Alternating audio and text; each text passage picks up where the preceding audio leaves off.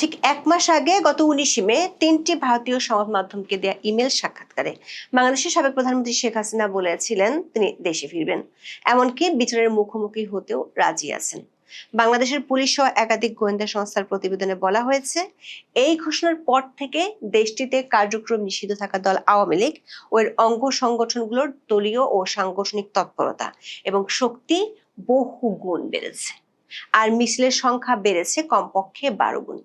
19 June একদিনেই সারা দেশের সবচেয়ে বেশি 77টি মিছিল করেছে আওয়ামী লীগ ও এর অঙ্গ সংগঠনের নেতারা।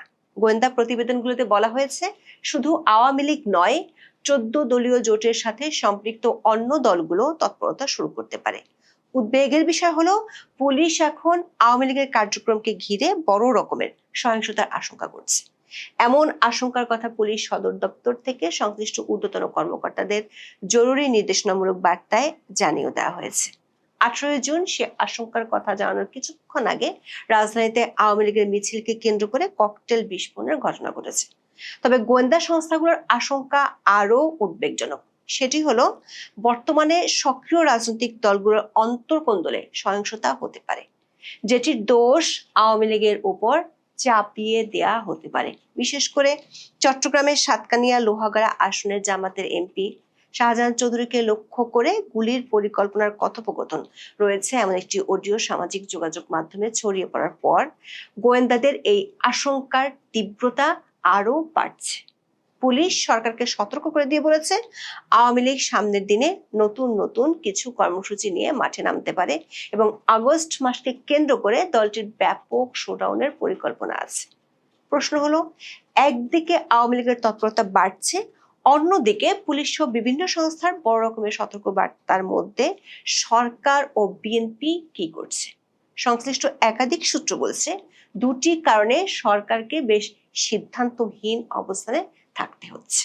বিস্তারিত জানতে চলুন যাওয়া যাক বিশ্লেষণ। গত 19 মে বাংলাদেশের সাবেক প্রধানমন্ত্রী ও আওয়ামী লীগ সভানেত্রী শেখ হাসিনা ইমেইলে 3টি ভারতীয় সংবাদ মাধ্যমকে সাক্ষাৎকার দিয়েছিলেন। সেই সাক্ষাৎকারে তিনি দাবি করেছিলেন মাথা উঁচু করে দেশে ফিরবেন এবং বিচারের মুখোমুখি হতে চান। এরপর থেকে বাংলাদেশের বিভিন্ন জায়গায় প্রথমে ছাত্রলীগ ও পরে আওয়ামী লীগ সহ এর অন্যান্য অঙ্গ সংগঠনের মিছিলের সংখ্যা বেড়েছে। এর মধ্যে নোয়াখালী, চট্টগ্রাম ও কুমিল্লায় বড় ধরনের মিছিল এবং শোডাউনের পর পুলিশও তাদের অভিযান বাড়িয়েছে এবং ব্যাপক ধরপাকড় করেছে। কিন্তু তাতেও আওয়ামী লীগ এবং এর অঙ্গ সংগঠনগুলোর তৎপরতা কমেনি। এর মধ্যে আওয়ামী লীগের নেতা ইঞ্জিনিয়ার মোশাররফ হোসেন, তোফায়েল আহমেদ ও একেএম রহমতুল্লাহ জানা যায় ব্যাপক মানুষের উপস্থিতি এবং স্লোগানে সরকার গোয়েন্দা সংস্থাগুলোকে মাঠ পর্যায় থেকে তথ্য সংগ্রহের নির্দেশ দেয়। গত 6 জুন পুলিশ সদর দপ্তর থেকে পাঠানো একটি রিপোর্টে বলা হয়েছিল, দায়মুক্তি শিরোনামে অনলাইন প্ল্যাটফর্মে শেখ হাসিনার বক্তব্য দলীয় নেতাকর্মীদের উজ্জীবিত করছে। ওই প্রতিবেদনে বলা হয়েছে, ছাত্রলীগের 27টি কমিটি ঘোষণা করা হয়েছে, পুনর্গঠন করা হয়েছে যুবলীগ ও স্বেচ্ছাসেবক লীগের কমিটিগুলো। এই রিপোর্টের সুপারিশ অনুযায়ী আওয়ামী লীগ ও ছাত্রলীগের নেতাদের উপর নজরদারি বাড়িয়ে সবগুলো গোয়েন্দা সংস্থাকে রিপোর্ট দিতে বলা হয়। গত 11 জুন ছিল শেখ হাসিনার কারামুক্তি দিবস। তার আগে ও পরে কমপক্ষে 4টি গোয়েন্দা সংস্থা সরকারকে আলাদা আলাদা রিপোর্ট জমা দিয়েছে। সেসব রিপোর্টে বলা হয়েছে, শেখ হাসিনার দেশে ফেরার ঘোষণার পর থেকে আওয়ামী লীগের মিছিলের সংখ্যা ও বহর বাড়ছে।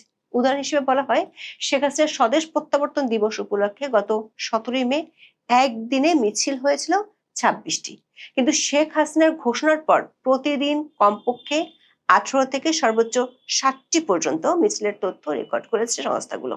সবশেষ 19 জুন একদিনে 77টি মিছিলের তথ্য রেকর্ড করেছে পুলিশ সদর দপ্তর। এর মধ্যে ঢাকা ও আশেপাশের এলাকাগুলোতে মিছিল হয়েছে 23টি। পুলিশের তথ্য অনুযায়ী এসব মিছিলে উপস্থিতির সংখ্যা বাড়ছে। এর মধ্যে আগামী 23 জুন আওয়ামী লীগের 77তম প্রতিষ্ঠাবার্ষিকী উপলক্ষে পুলিশের বিভিন্ন সংস্থার সদর দপ্তরে মূল্যায়ন রিপোর্ট জমা দেয়। তার প্রেক্ষিতে 18 জুন রাতে সারা দেশে পুলিশকে প্রয়োজনীয় সতর্কতার পাশাপাশি নিরাপত্তামূলক ব্যবস্থা নিতে নির্দেশনা দিয়েছে সদর দপ্তর। আগামী 23 জুন দলটির প্রতিষ্ঠা বার্ষিকীকে সামনে রেখে বৃহস্পতিবার পুলিশ সদর দপ্তর থেকে এ বিষয়ে একটি জরুরি বার্তা পাঠানো হয়েছে। দেশের 7 জন মেট্রোপলিটন পুলিশ কমিশনার ও 8 বিভাগের রেঞ্জ ডিআইজি বরাবর পাঠানো ওই বার্তায় প্রতিষ্ঠা বার্ষিকীকে দলটির সম্ভাব্য কর্মকাণ্ড মূল্যায়ন করার কথা বলা হয়েছে। সেখানে বলা হয়, সেদিন দলটির তরফে দেশের বিভিন্ন জেলায় দলীয় কার্যালয়ে পতাকা উত্তোলন এবং প্রতিষ্ঠা বার্ষিকীর ব্যানার নিয়ে প্রকাশ্যে মিছিল করতে পারে। এর ফলে দেশের অন্যান্য রাজনৈতিক দল, বিশেষ করে এনসিপি নেতাকর্মী ও বৈষম্য বিরোধী ছাত্রদের সাথে সংঘর্ষ তৈরির আশঙ্কা রয়েছে। পাশাপাশি তাদের কর্মকাণ্ডে বাধা দিলে আইন শৃঙ্খলা বাহিনীর উপর ক্ষুব্ধ হতে পারে বলেও আশঙ্কা করা হয়েছে। এই অবস্থায় এসব বিষয়ে গুরুত্ব নিয়ে প্রয়োজনীয় সতর্কতা ও নিরাপত্তামূলক ব্যবস্থা নেওয়ার নির্দেশ দেওয়া হয়েছে।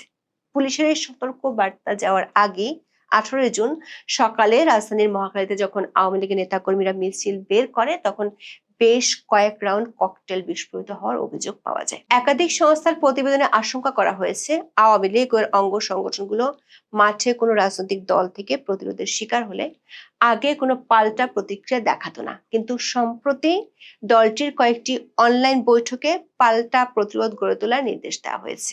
সে কারণে গোয়েন্দাদের আশঙ্কা, আওয়ামী লীগের মিছিলে বাধা দিতে গেলে সংঘাতময় পরিস্থিতি তৈরি হতে পারে। তাছাড়া আওয়ামী লীগের শীর্ষ নেতাদের সাথে 14 দলের নেতাদের যোগাযোগ হয়েছে। 14 দলের অন্য শরিক দলগুলো মাঠে নামা শুরু করবে।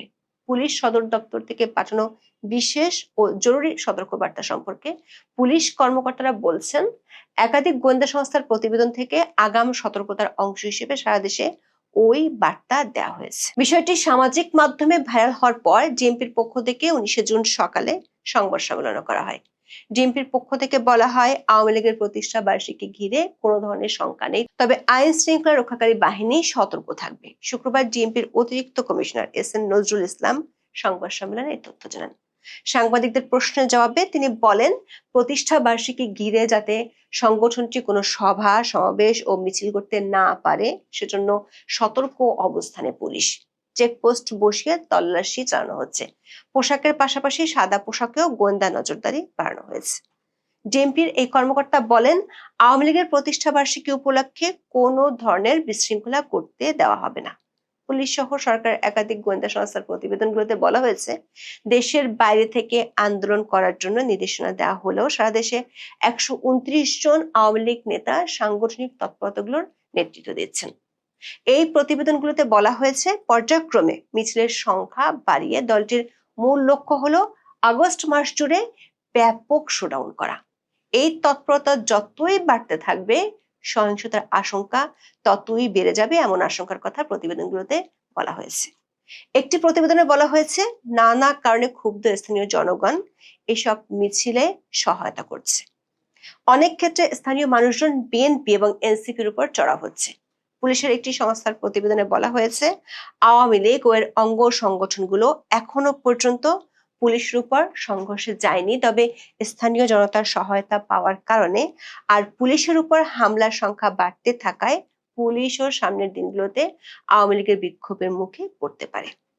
পুলিশ সদর দপ্তরের তথ্য অনুযায়ী এবছরের প্রথম 5 মাসে জানুয়ারি থেকে মে পর্যন্ত পুলিশের উপর অন্তত 268টি হামলার ঘটনা ঘটেছে। এরপর চলতি জুন মাসের মাঝামাঝিতে ঘটেছে বড় 3টি ঘটনা। একটি গোয়েন্দা সংস্থার প্রতিবেদনে উদ্বেগজনক কিছু পরিস্থিতি সামাল দিতে গোয়েন্দা তৎপরতা বাড়ানোর পরামর্শ দেওয়া হয়েছে। ওই প্রতিবেদনে আশঙ্কা করা হয়েছে, বর্তমান সরকারি ও বিরোধী দলগুলোর অভ্যন্তরীণ কোন্দল আছে। এসব কোন্দলের কারণে সহিংস ঘটনা ঘটতে পারে। চট্টগ্রামের রাউজান ও খুলনায় একাধিক খুনের ঘটনা ঘটেছে। এসব কোন্দলে সহিংসতা আরো বাড়তে পারে, যেটি বড় ধরনের রাজনৈতিক অস্থিতিশীলতা ডেকে আনতে পারে। গোয়েন্দাদের এমন আশঙ্কার মধ্যেই সামাজিক মাধ্যমে ভাইরাল হয়েছে চট্টগ্রামের সাতকানিয়া লোহাগাড়া আসনের জামাত সমর্থিত সংসদ সদস্য শাহজাহান চৌধুরীকে লক্ষ্য করে গুলির পরিকল্পনার কথোপকথন। অডিওতে তার ব্যক্তিগত সহকারী আরমান উদ্দিনের কণ্ঠ রয়েছে বলে অভিযোগ উঠেছে। অডিওতে একজন সংসদ সদস্যকে লক্ষ্য করে গুলির পরিকল্পনার বিষয় উঠে আসায় এলাকা জুড়ে কৌতূহল ও আলোচনা তৈরি হয়েছে। ফাঁস হওয়া অডিওতে 2 ব্যক্তির কথোপকথন শোনা যায়। এর মধ্যে একজন আরমান উদ্দিন বলে অনেকে দাবি করলেও অন্য ব্যক্তির পরিচয় নিশ্চিত হওয়া যায়নি। গোয়েন্দাদের আশঙ্কা, এই ধরনের ঘটনা বাড়তে পারে এবং অভ্যন্তরীণ কোন্দল লুকাতে এসব ঘটনার জন্য রাজনৈতিকভাবে আওয়ামী লীগকে দায়ী করা হতে পারে।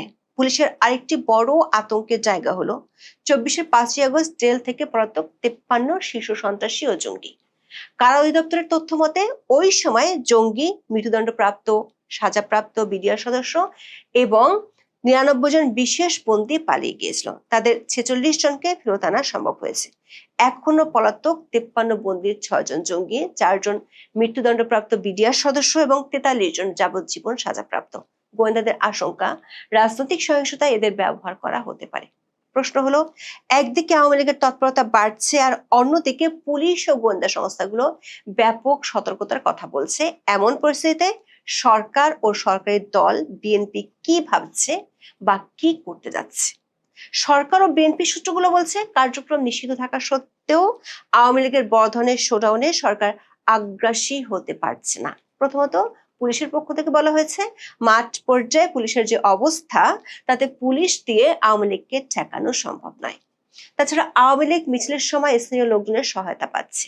লালমনিরহাটের আদিতমারিতে পুলিশ ও জেলা প্রশাসনের উপর হামলার পর পুলিশকে মাঠে অনেক বেশি সতর্ক থাকতে বলা হয়েছে।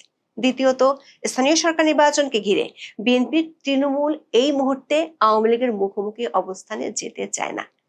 এমনকি এটি নিয়ে বিএনপি শীর্ষ নেতারাও সিদ্ধান্তহীনতায় ভুগছেন। একদিন আগে সংসদের রুমিন ফারহানা স্থানীয় সরকার নির্বাচনে আওয়ামী লীগের নেতারা অংশ নিতে পারবেন কিনা সে বিষয়ে স্থানীয় সরকার মন্ত্রী ও বিএনপি মহাসচিব মির্জা ফখরুল ইসলাম আলমগীরের কাছে জানতে চেয়েছিলেন। মির্জা ফখরুল আওয়ামী লীগের ইস্যুটাকে পাশ কাটিয়ে কবে নির্বাচন হতে পারে সে বিষয়ে উত্তর দিয়েছেন। বিএনপি নেতারা মনে করেন, এই মুহূর্তে মাঠে যদি বিএনপি আওয়ামী লীগের উপর চড়াও হয় তাহলে স্থানীয় সরকার নির্বাচনে তার ফল যাবে জামাতের ব্যাংকে। তৃণমূল থেকে সেই বার্তা বিএনপির হাইকমান্ডকে দেওয়া হয়েছে। কোথাও কোথাও আওয়ামী লীগ নেতাকে গ্রেপ্তারের বিরুদ্ধে বিএনপি নেতাদের মিছিলের খবরও পাওয়া যাচ্ছে। শরীয়তপুর সদর উপজেলার বিনোদপুর ইউনিয়ন আওয়ামী লীগের সাধারণ সম্পাদক আসাদুজ্জামান লিটন মুন্সিকে গ্রেপ্তারের পর তার মুক্তির দাবিতে বিক্ষোভ মিছিল করেছে স্থানীয় বিএনপি নেতারা। স্থানীয় সূত্র মতে, লিটন মুন্সি গত নির্বাচনে বিএনপিকে সাহায্য করেছিল। সামনের স্থানীয় নির্বাচনে বিএনপির তার সাহায্য দরকার, এমন অবস্থা দেশের বেশিরভাগ এলাকায়। এই পরিস্থিতিতে বিএনপির হাইকমান্ড আপাতত সিদ্ধান্তহীনতায় আছে, কি করবে। এখন এ পর্যন্ত। সবাই ভালো থাকুন, সুস্থ থাকুন, নিরাপদ